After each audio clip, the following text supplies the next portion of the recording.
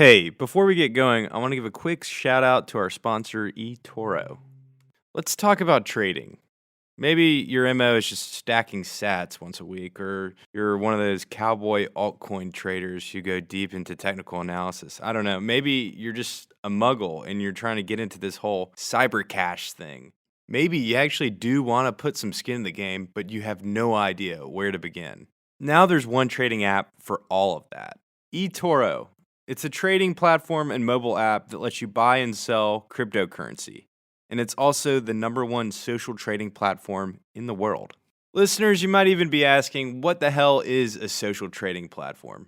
Copy trading is a feature that lets you mirror the actions of top traders on the platform. This way, you can learn about due diligence and all the other technical things it might take months to pick up on your own just by copying the behavior of the top traders on the platform. So head over to eToro.com and get started on your portfolio today. eToro, smart crypto trading made easy.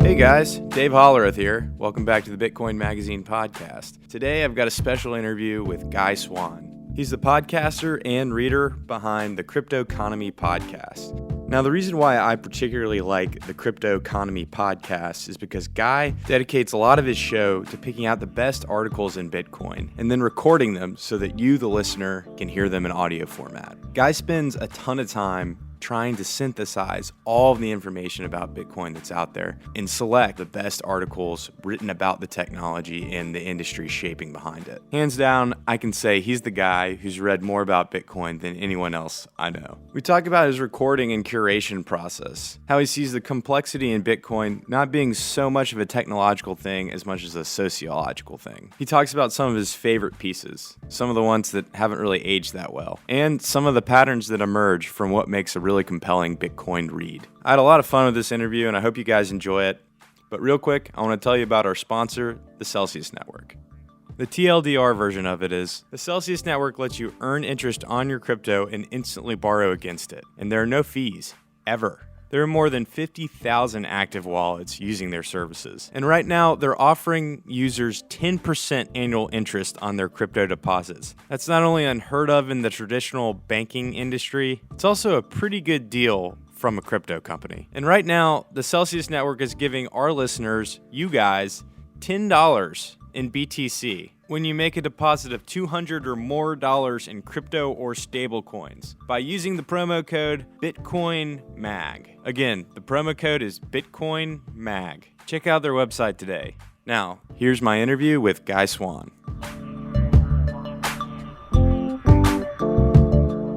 Well, hey Guy, glad to have you on. Yeah, man, glad to be on. I don't know exactly when I stumbled upon the Bitcoin Magazine podcast, but I had been thinking for ages that there was nothing that needed a podcast more than Bitcoin Magazine in this space. And I was so excited. Y'all are a good number of episodes in before I was like, wait, how did I miss this? But yeah, I'm glad y'all finally started that. Yeah. We had some other podcasts before that were they covered kind of like different areas. And the thing about doing the Bitcoin Magazine podcast, I think, was that it takes like such a commitment to do it, because it's, we all love the magazine and we want to do it right. And I think this is for like a lot of companies that like want to try and do a podcast, is like carving out the resources to actually do it, because, it just takes so much more time than people expect. Oh yeah. It seems like, it's just audio. You're just talking, and then you get into it, and 2 days and 9 hours of editing later, you're unhappy with it and you delete the whole thing and start over. Yeah. I mean, they're not the same. I think podcasting takes more time than blogging, but it's kind of that same thing about how there's been like innovations for media on the internet. It's like, people were always like, oh no, like everybody just like start a blog, and it's like, it's what you make of it. So like it can still be a shitty blog or a good blog, it's like, with that regard, I actually just kind of wanted to ask about your process a little bit. So the Cryptoconomy podcast, I've listened to a lot for a while now. It's interesting to me because it's different from a lot of the podcasts that are going on in our space, which are more like interview focused. You do interviews, but the thing that I like the most, that I'd say it's the majority of your episodes, are the quick reads, and that's where you will take some piece of Bitcoin writing or other writing you appreciate, and you narrate it and put it into podcast format. I think that's incredible. Well, that's awesome to hear that you actually listen to the show. That I appreciate it a lot. I mean, it's a dirt simple idea, like read the best work that's out there on the show. It was mostly because for years I couldn't keep up with all the stuff. I'm a huge connoisseur of podcasts and audiobooks. Hilarious. This actually didn't really start until after I got out of school that I discovered reading was actually an awesome thing. Yeah, me too. But I've always been pretty much an avid reader, but now I have a really hard time just finding the time to sit down and read. Well, aside from the fact that I dedicate most of my time now to the you found a pretty good way. Yeah. There were like a couple of things. One was just that I wanted to listen to all the articles. Like Nick would share an article, Pierre would share an article. Like I would just get this whole list of like, ooh, read later. And the list would just stack up 100 times as fast as I could actually get through it. And I was like, man, I wish there's just an easy way to make audio for this. And I actually went hunting for like the robot audio things, the ones that would like dictate it to you. They're all garbage. Maybe one day, but yeah, I've explored those. Yeah, it's not there yet. Yeah. Then one day, as I guess I'd been thinking about it for like a couple of years even, and one day I was just like, why don't I do it? That's the easiest. Like, there's nothing stopping me from just doing it, and so I just did it, and here we are, like 2 years later, I guess. One of the other things is that like when I would try to read stuff, I would only read a little bit of it, and I wouldn't realize that that's what I was doing. Like that whole attention span thing is like 15 seconds before you're off looking for something else, particularly if it's something on the internet. And you read a paragraph and the title, and then you find yourself like 3 days later in an argument thinking that you read this whole thing and that you know what you're talking about, and then you stop. Like I stopped in the middle of typing something. I was like, I really don't know. I didn't read that full piece. And then I'm suddenly like, how did I not, I went through all this stuff. How did I not read the full thing? So there was actually an element of selfishness in the whole thing, is that I just wanted to force myself to sit down and read it in full, like really digest the piece and like know what the hell it was. I'm surprised that I've been able to keep it up as a daily thing.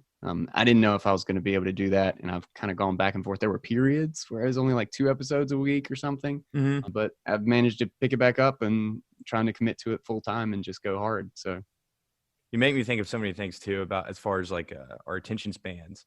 I mean, like I can't read long form articles on the internet. I just can't do it. I'm like a huge paper book advocate. Environmentalists might be giving me shit for that. I actually made a blood pact after college with a buddy of mine that we would never use a Kindle because we hated them so much. That's funny. That's unfortunate too because I think that's really common. I don't know what it is about reading on the internet or on something digital that it's just so easy to get distracted. And maybe it's just that there's always like a notification popping up. Like it's never just the read in front of you, I guess. I don't know. It could be something else, but whatever it is, I feel like that's the case for a lot of people. And that sucks, particularly in the Bitcoin space, because the best ideas are the ones where somebody has sat down and just written out and like really broke down the concept and tried to articulate it in a 15-20 minute article. And I feel like of the 1,000 people that share it, 60 of them actually read it. Yeah, that's definitely a case. I mean, that's even a case with podcasts, like over Twitter, Yeah, that's also like my frustration with journalism too. It's so difficult to get a topic right before you have to like meet the media news cycle and just kind of pump it out, and you just miss so much too, especially with an area that's so complicated. Yeah, there's an endless ocean of stuff to try to filter through, and most people, particularly with news things, are title. So and 98% of the time, the title is utter nonsense. If you actually read the article, it's just true enough to get you to click on it, and that they can essentially have some sort of walk back or plausible deniability when you read the article, but it's almost always bullshit. And unfortunately, most people seem to just run their worldview by titles on news articles. Like the way the way we consume media is like, I mean, I don't know. It's so funny. Like it's funny how much of sheep we all are when you like really think about it, you know.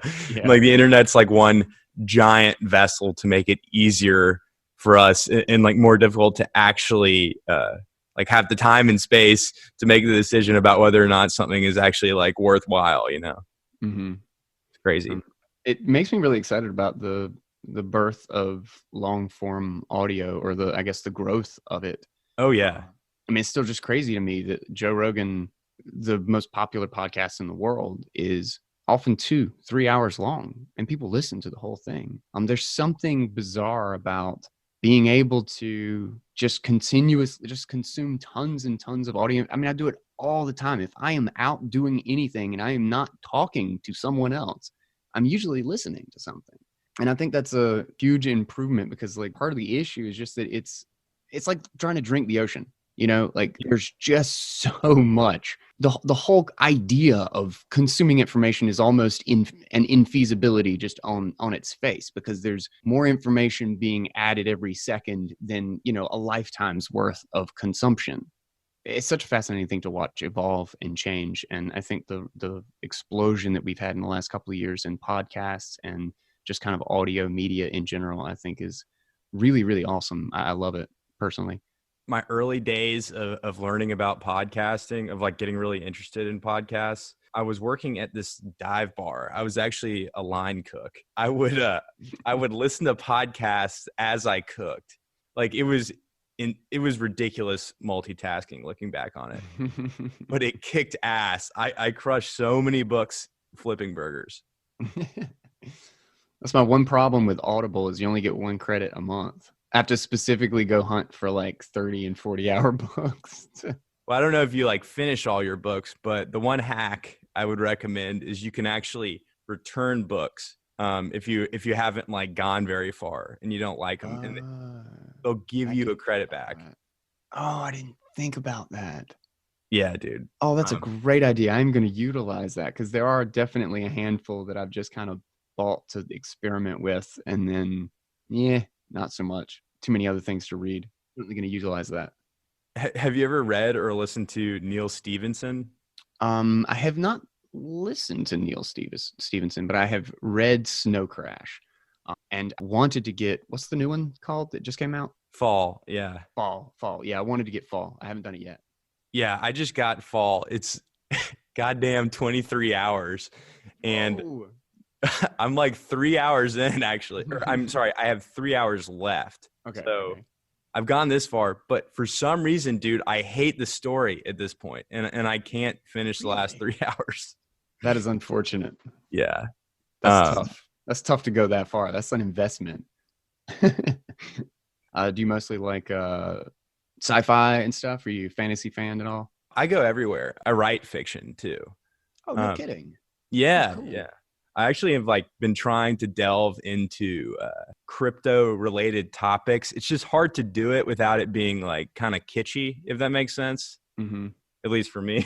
I write myself. I don't know if I'll ever publish a book, but I love particularly screenwriting. I did film in school, so like I think in movies. Oftentimes that's how my writing comes out. I've actually done the same thing. I want to hit something like a Bitcoin or like a theme or something, but you can't really, your story can't be about that, you know, like it has to be about, like my story has to be about a character, what they are going through. But I found I've got one fantasy that I'm particularly in love with at the moment. I think has a really fun allegory to Bitcoin that is just kind of like, you know how there's the elements of the story that are just like the monster in the house. They're just like a challenge or a wild card in the environment that become a part of the story later on. Kind of how it unfolds per like my first version. We'll see. I don't even know if it'll ever be finished, but I've got those same thoughts. I guess it's just because Bitcoin's so damn important. I just want to put it in everything. For me, this is kind of like what goes into your work, which is why I appreciate it, is that there's so much of it happening right now, and it's so new that no one really has a handle on what the knowledge base is quite yet. If you were to like turn around and like study another topic like French literature, for example, there's a base idea, like a canon of like what French literature is. Mm-hmm. You can study that in universities. Like, you can't do that with Bitcoin because, I mean, in some ways it's too new and, we don't know where we're going yet. But like, that's what makes it so interesting, I guess, to you're documenting it. That's one of the things that, like, I think it's so exciting right now is because we still are in that discovery phase. And I think we actually are seeing that, but it's just kind of a divergence of separate ideas. And we're yet to see which one comes out on top. Obviously, I think I know, but don't we all? But I think we are actually beginning to see kind of a standardization, an underlying base that is starting to inform the rest of the writing and the rest of the kind of study in the space. So, but we are definitely still in the discovery stage of this. And that's one of the things that makes it so damn cool is that you'll read two fascinating pieces that are absolutely contradictory to each other. They both have unbelievably good points and really good analogies. And you're like, which one? You're saying we're starting to see sort of like a base and like common understanding. What would you say that is? In the span of crypto. In the span of crypto, basically there's a divergence between the whole cryptocurrency and the kind of altcoin or blockchain ideology, obviously. Totally. And then Bitcoin. And I think the key idea around Bitcoin, which this was a little bit surprising to me just in kind of how my views of everything has changed. Technical aspect of it, I feel like, is far less important. The idea of being a smart developer or something is far less relevant to what Bitcoin is as a technology. I see it as more a sociological and like networking technology. And most people don't get that. And that's kind of the foundation that I think the canon that's become a huge part of the Bitcoin space is that most of the really fascinating, or I guess you could say cutting edge ideas and writing in this space has that foundation in monetary history and game theory. Whereas I run every single time I have a conversation with somebody who's, BSV or blockchain or anything, even Ethereum most of the time. Like, I will allude to something about money or the history of money or some economic principle, and it will be dismissed in a way that I realize that they don't even know that it's relevant to the discussion. And it's one of those things that when I'm talking to typical hardcore Bitcoiners, it's assumed that we already are on that page. You know what I mean? And I see that a lot. That is almost universally the one thing that the blockchain and the altcoin space, they see it more like web development and let's build websites and apps and all of this stuff. And they completely miss the networking of human beings, the foundation of money as a technology, and the thousands of years of history there that tell us how tools like this really behave within a human environment. And it's just kind of lost on them. And it's something that I don't think they ever dove into. There's something specific about Bitcoin that points people in that direction. And that is part of the Bitcoin rabbit hole that does not appear to be part of the altcoin and blockchain rabbit hole.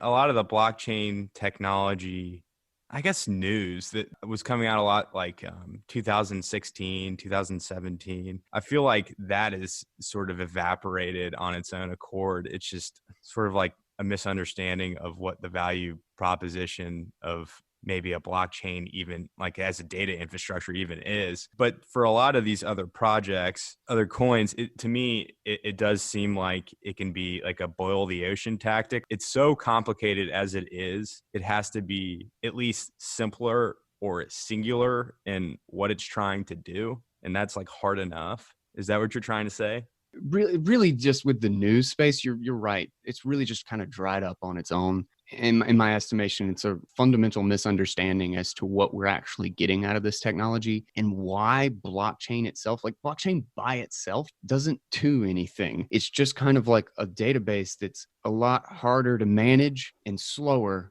than a normal database. But just because you hash stuff doesn't mean it's secure. Like, that is not where the security of Bitcoin or any of these networks come from. The security is a crazy interplay of like 5 different pieces. Those dynamics, they're all incredibly subtle and difficult to understand. None of them, even on their own, are really easy to grasp in like a 10 or 15-minute conversation.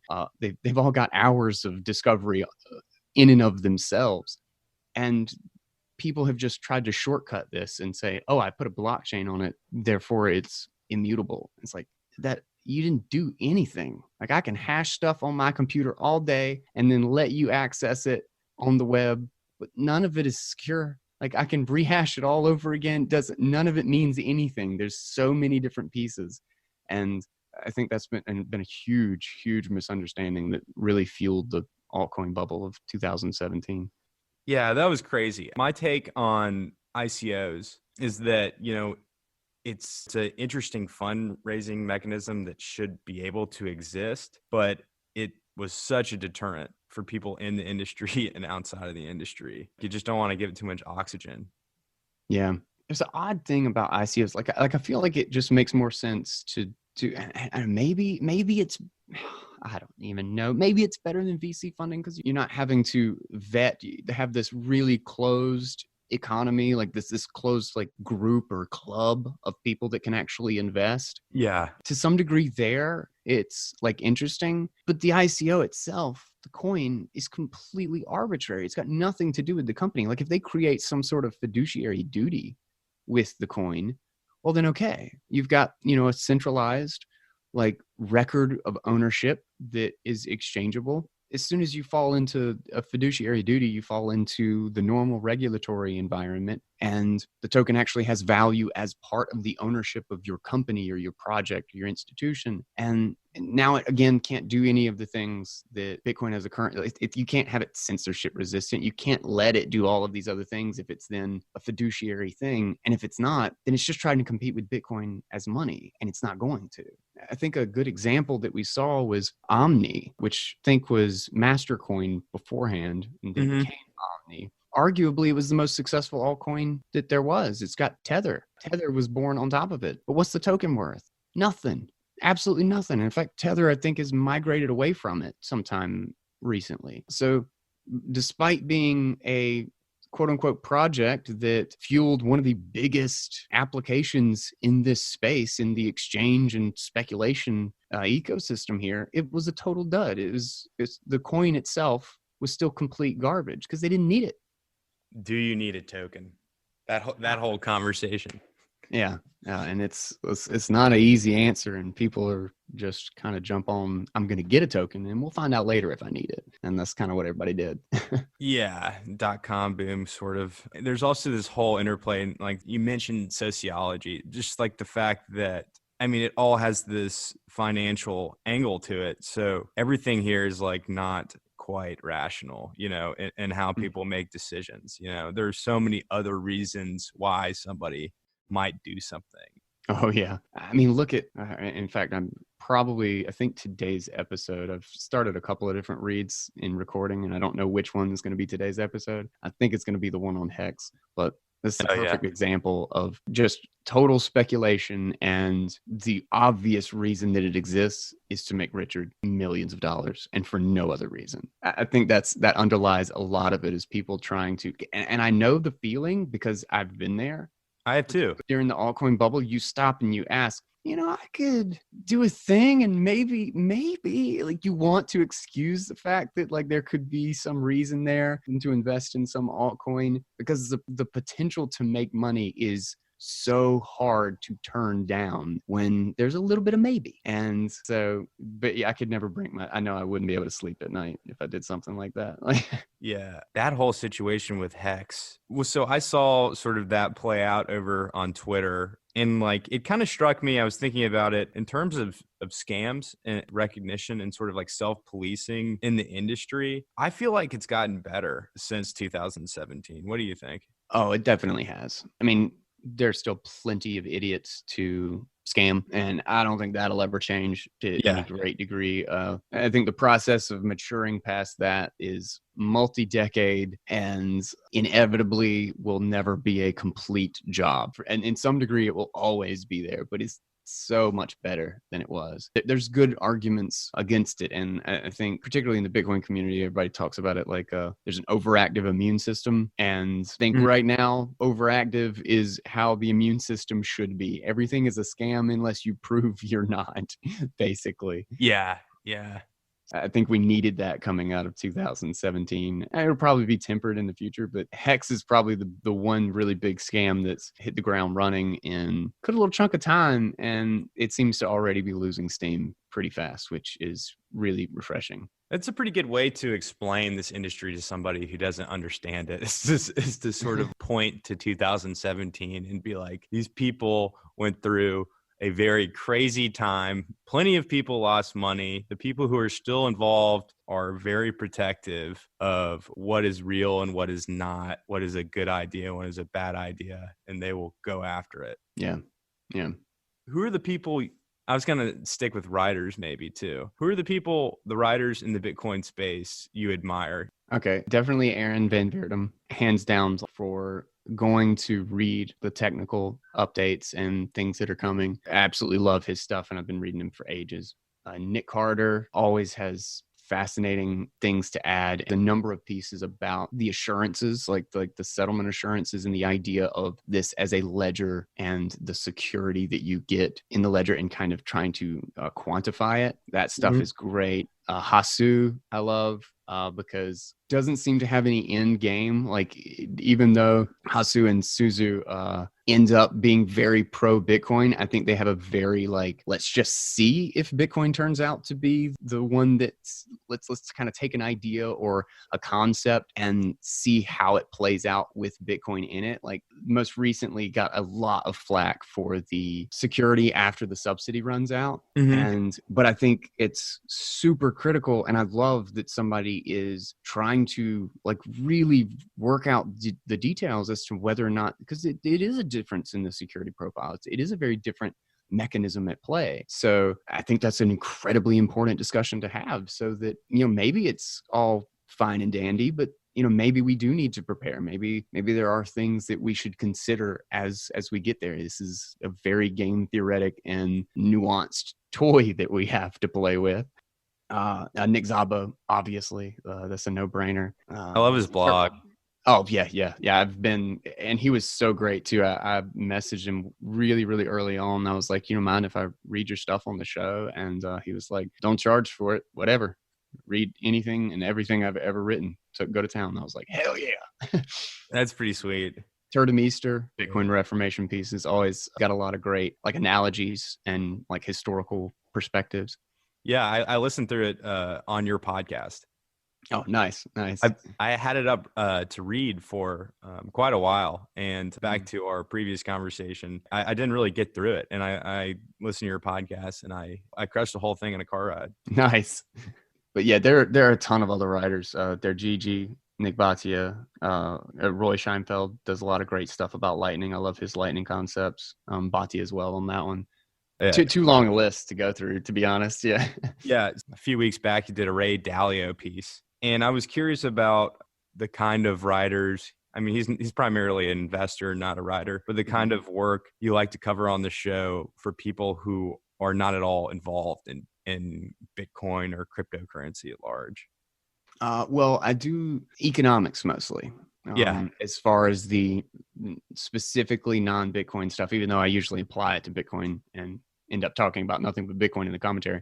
But it's typically economics and finance stuff. I love Mises.org. Their database is extraordinary. Fee, I've got permission from them to basically read whatever as well. Cool. Ire as well.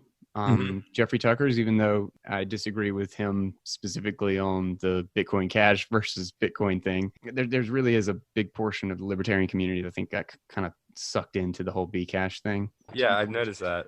I think Jeffrey Tucker will come along. I would really love to have a conversation with him about it, actually, and kind of flesh out specifics as to why he thinks the way he does. I think I could convince him, but I don't know. But I still have always major respect for Jeffrey Tucker, and I've read a lot of what he does for ages. For Mises, like on Mises.org, I read Mises, Rothbard, Hayek, all the major Austrian economics guys. Side note on Jeffrey Tucker, I didn't know he'd become a Bcash dude, but I've talked to him before and he's hilarious. Have you reached out to him? You should talk to him. I think I've like dropped some like Twitter comment at some point, but I have not specifically reached out to him, and I've been thinking about it. It's on my list of I should probably get to this at some point. Yeah. But Jeffrey Tucker he's a ridiculous sweetheart, and yeah, I'd love to chat with him. I'd love to have a 2-hour go at it about Bitcoin and cryptocurrency. Yeah, no, he's great. Yeah, the Bitcoin Cash libertarian thing is I like don't want to go down that rabbit hole because like we have limited time to talk, obviously, but it would be very interesting. Yeah. Now that would be my favorite thing. I would love to talk with, like, I'd love to get on Tom Wood's show. I'd love to have a sit down with Jeffrey Tucker and Dave Smith and like those guys and just kind of see what questions they had and thoughts they had and just kind of pick their brain for their perspective on it and see if I could enlighten a little bit maybe. Well, I mean, I appreciate though your sentiment about trying to enlighten them. You know, there's plenty of like other ways Bitcoiners go about communicating with Bcash people, and it's usually a zero. I love that. It's a zero-sum game, you know. But it's a very diplomatic way of putting, trolling, shit talking, toxic shit talkers, shit posting, swatting. Like back to the Dalio thing, did you contact him or did you how did that work? I did not. Every once in a while I'll read one, and this is all entirely dependent on where it's published. Like if it's like on like a website that publishes content, it was on his LinkedIn page. So I did not actually contact him about that one. And I actually said at the beginning of that show, I think that if Ray Dalio ever listens to it and wants me to take it down, I'd gladly do that. But I'm sort of ask forgiveness rather than permission, which was how I did basically the first 50 episodes of the show. And then I started getting people actually listen to the show. And I was like, oh shit, I should ask. Yeah. So it's a cool way to connect with the writers though too, and I mean I'm sure Ray Dalio doesn't care, was probably happy for it. But I was curious about once you do a piece of writing, what are the responses of the authors after you put your recordings out? I imagine like like someone like Ray Dalio is probably not paying too much attention, but like some of the people actually in the Bitcoin space. Everybody seems really appreciative. And I think, and that was like part of my goal at the beginning of this is, to do what I wanted. Like I wanted all this stuff in audio so that I could listen to it. And I've gotten to the point where I go back in my stuff and re-listen like a lot now because there's just this old piece that I'd forgotten about. You read so much, it just all gets lost, And so I've been going back and listening to my own show, but the idea was just to get like the best stuff, twice as many readers, 3 times as many readers if I could pull it off. And like people who would have saved it just like I did in there. Ooh, I'm going to read this one day. And then it gets lost under 1,000 other links and they never read it. Well, I'm hoping that I'm adding to the number of people that get to consume, Nick Carter's article on Peaceful Revolution and Turdemeester's Bitcoin Reformation PDF. I mean, the thing was like 13 pages of a PDF. I don't think a lot of people sit down and read it, even though a ton of them may very well have the interest to do so. Yeah, it's been pretty much across I don't think I've ever had anybody who was mad about it. I mean, I always ask, but everybody's just like, yeah, that sounds awesome. Totally. Awesome. Yeah, I mean, I would expect it probably gives them a lot more exposure for their work, which, Yeah, I hope so. That's the goal. Yeah. So, of all the Bitcoin pieces that you've recorded and read, could you sort of point to any kind of pattern or maybe like patterns that you've seen emerge when you find a good piece about Bitcoin? Patterns in what way? Like how they go about explaining it or? In the piece of writing. In the piece of writing. Yeah. Okay. So it could be how they go about explaining it. It could be examples they use, length, I would say, first off, length is actually a big one. 10 to 20 minute articles, I feel like, do the best and really hit the idea hard and can like lay out like really good specifics for stuff that like kind of hunt down, breaking it up into like 3 major points and then just kind of like subdividing that into the stories that are related to that point. The things that fascinate me most and that I catch when I'm reading are when they explain it kind of from a human and game theory perspective, is that like how are people participating in this thing? Like the peaceful revolution, the Protestant Reformation, like how does this affect people? And because humans are one of the main ingredients of this technology, and I find the people who understand it the most realize and accept that, and that's always like kind of one of those fundamental hinges that they extend from, that this is one of that Bitcoin is a system that organizes people rather than just a people organizing the system of Bitcoin. And that's kind of what makes it novel, is that it's an incentive structure that grabs us rather than the other way around. That makes a lot of sense. That's actually really interesting, though, that like hearing you actually lay that out clearly. With like having read so many pieces like this, and you have admitted that you do a little with screenwriting. Have you thought about doing something yourself? Well, I do write articles on occasion. I'm actually in the middle of writing one right now. I've just been I've got so much recording that I haven't gotten through. I'm only halfway through it probably. Yeah. But I've probably written, I don't know, 12 articles over the past couple of years, and read at least 5 of them on the show. I do enjoy it. It's just mostly just a time issue more than anything. And I've always got writing that I'm doing though. Like I'm writing a Bitcoin book. But oh, really? Who knows if it'll ever get done? I've got probably 70 pages of it. Oh, wow, nice. And I think it's a little bit different than, like, I'm trying to go with a different style than most of the Bitcoin books out there. Got to. And it's the Cryptoconomy survival guide. Oh, okay. It really does. It hits all the major concepts so far, and we'll see what comes of it. Yeah, I definitely do some writing. Time crunch is really the problem. Where could listeners actually find your writing? I think most of it's posted on the cryptoconomy.com, but you can just find it on Medium. It's almost all of it's posted on my Medium page, if I'm not mistaken. Yeah. How long have you been doing this for? It's like 2 years, right? Yeah, somewhere between 1.5 and 2 years ish. 400 episodes is amazing. Yeah, it's a stack of episodes. It's definitely that. Dude, it's a lot to read. I've probably got the list of things that I need to read or that I've been planning to maybe read on the show. I think it's about as long as the list of stuff I've covered on the show. Wow. It's huge. Somebody needs to create a podcast for you. Oh, God. A podcast talking about all the pieces that I should maybe cover. Yeah. On this episode, I'm going to talk through a few stories that I'm thinking about covering on my other show.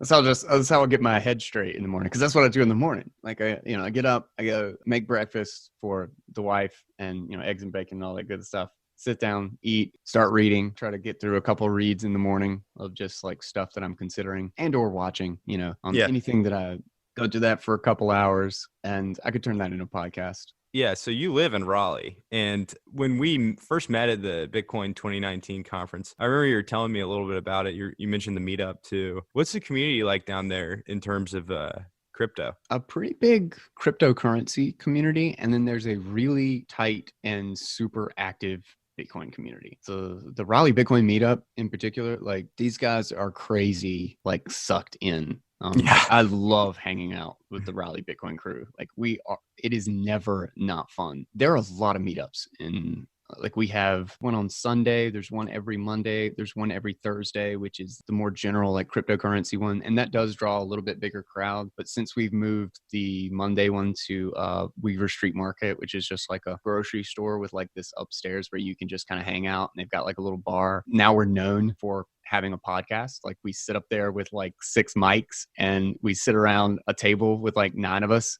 and we just go to town on the show. And every once in a while we'll have a couple of people come in and they just sit and listen. I don't really participate. Like they actually, this past Monday, we're such like a staple there that like we know the people who tend the bar and everything, that they let us know that they were having some sort of a holiday party up there. And they let us go back into like down this hallway through these like managers' offices and stuff into this back room. And we all moved tables and chairs in there so that we could still do the podcast. That's awesome. Like a holiday party. But yeah, the Raleigh Bitcoin crew goes hard. That's pretty sweet. We had a pretty good meetup back in the day in Nashville. The problem was that it sort of got taken over by sort of enterprise blockchain stuff. And it kind of just died out. Yeah, that tends to happen. There were a couple of cryptocurrency ones that I think there's less of a what would it be, like holders of last resort. There's less of a foundation for that whole community, and it's like when it's exciting, everybody's there. When it's not exciting, nobody's there. Yeah, yeah. And I think Bitcoin grabs this base that just is enthralled, it just totally engrossed in it. And you would think like every Monday, 2 hours, 3 hours, that we would run out of something to talk about. But we're actually adding a new time. We're doing like a Sunday morning meeting coffee, like Bitcoin coffee now. Wow. And everybody's like, yeah, let's do it again. Let's have another day a week. And last week, nobody could even come. And it was just me and Wade. And I was like, oh man, we're not going to, this is going to be terrible. It's just the two of us. And we ended up sitting there for 3.5 hours talking about Bitcoin. And it's just like, all right, just keep it rolling, man. You don't have to name names. Are there any pieces, Bitcoin pieces, maybe you've recorded it, maybe you haven't, that in retrospect have not aged well that you know of?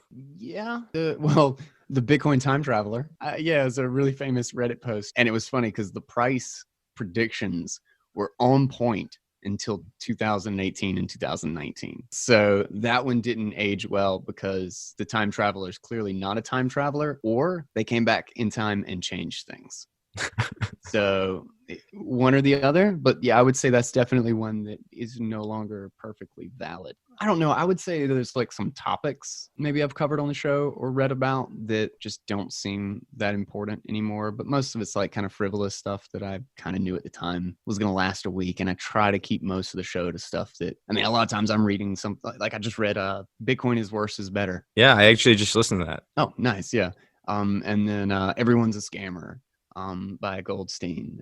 Like oftentimes I'm reading something that's already 10 years old, 20 years old, that's just really relevant, or like a fascinating idea that's going to enlighten some new aspect of Bitcoin, or that can be applied to Bitcoin in a way that I hadn't thought about before, you know. So I typically try to keep to something that I already know is going to be time tested, I guess you could say. Also, too, I feel like that's sort of a part of figuring out what is good is like tearing through everything. And like, you know, you find out in hindsight whether or not it works or makes sense, you know? Yeah. Understanding where Bitcoin came from. There were 30 years of people trying to essentially make this thing, crypto anarchy, and the idea of the internet having its own digital money that was not controlled by an institution or a state is actually a really old idea. Just nobody could figure it out. And I think knowing the roots of that and like the ideology that led to it and what those people thought elsewhere about privacy and sovereignty and,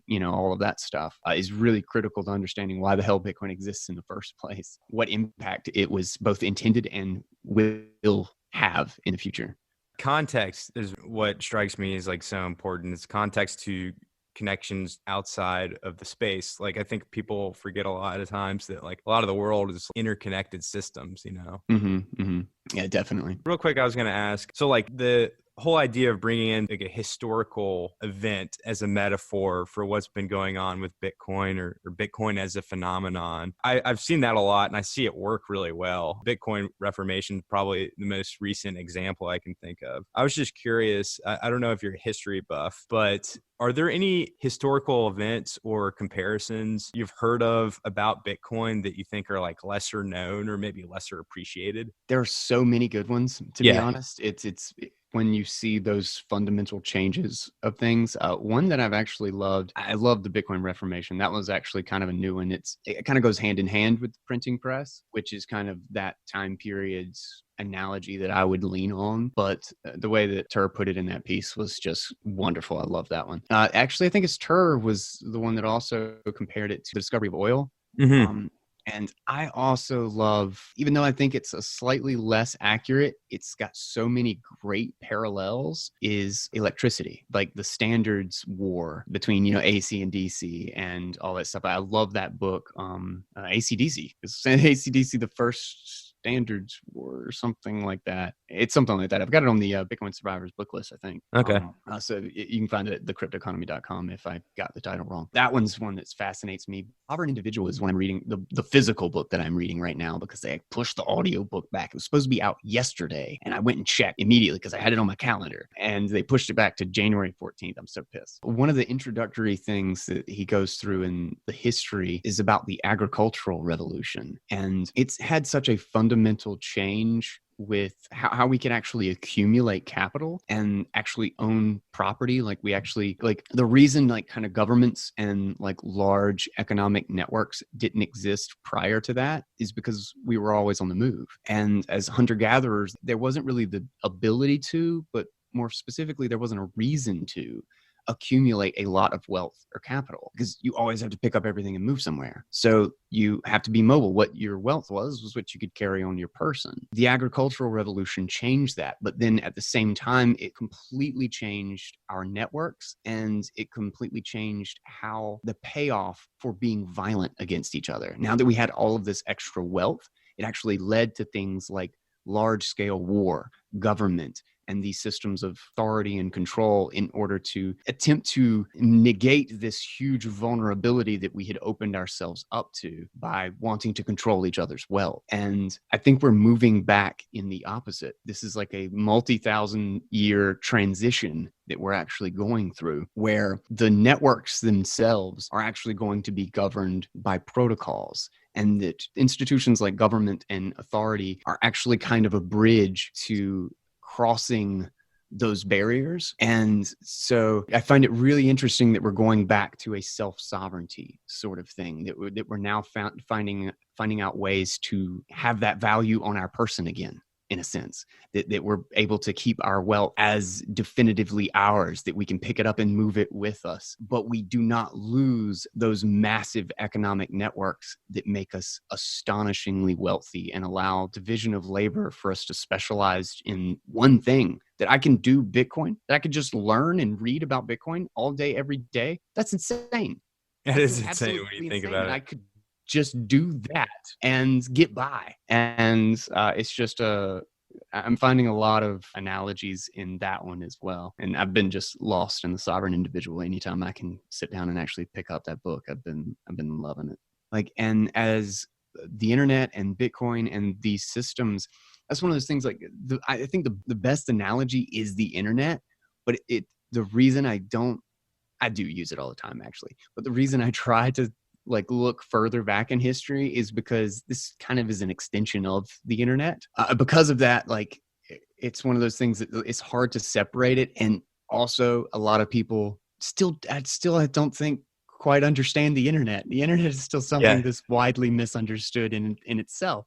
So I'm trying to have to explain the internet to then explain Bitcoin sometimes. I think with the internet, we're still a bit too nearsighted, you know? Yeah.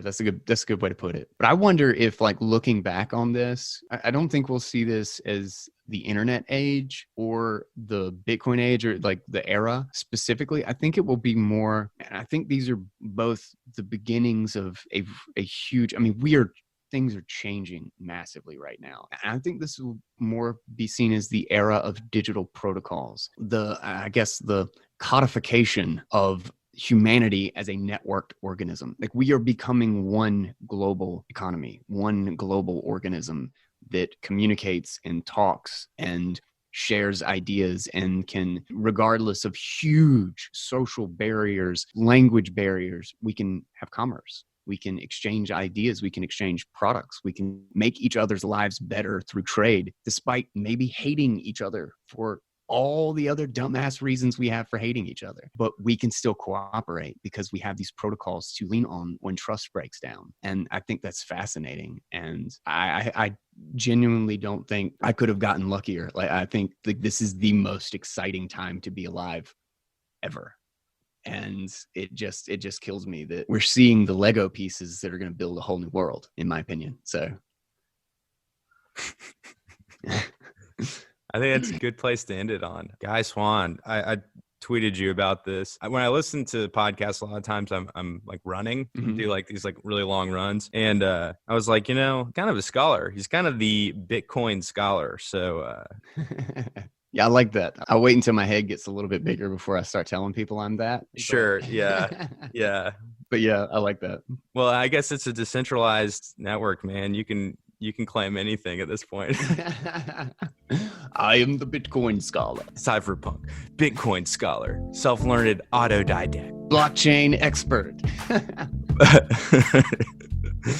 All right, man. Thanks for talking. Yeah, man. Absolutely appreciate you having me on the show, man. This is a good time.